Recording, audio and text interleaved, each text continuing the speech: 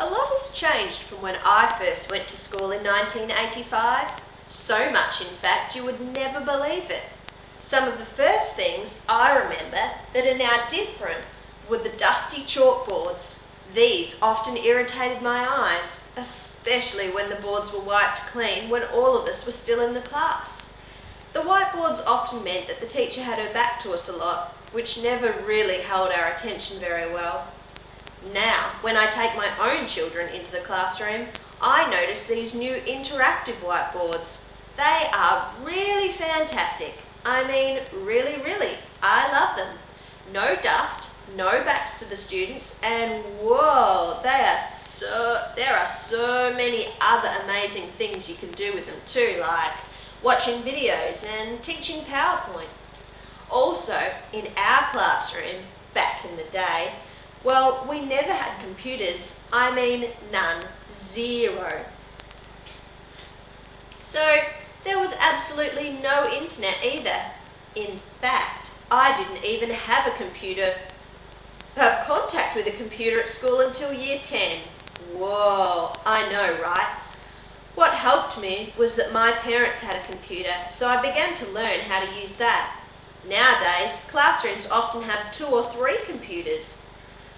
I get jealous about how much the kids have available in schools these days, but it's for the best, I suppose. Our whole school had access to only one television, and to be honest, I can't ever remember watching anything on it. But I tell you, I don't necessarily think that is a bad thing. I mean, TV rots your brains, right?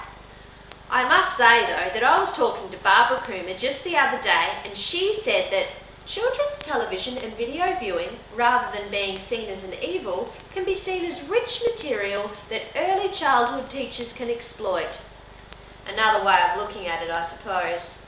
The world sure is moving quickly though, and I suppose when you think about it, our kids have to keep up with all of that, and that responsibility is falling at the feet of today's teachers. Poor things. Sometimes I just wish things would slow down a bit and they would try and teach our kids some of the ways they used to back in the 80s. I mean, the past is very important. Although, I did bump into Friedrich Nietzsche the other day, and he told me that the future influences the present just as much as the past. I suppose he does have a point there. Maybe all these new multimodal literacies will be good for children.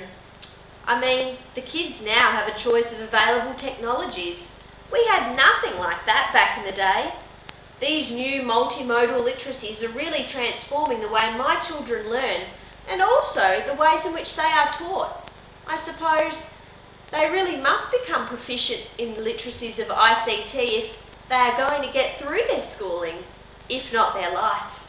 Right?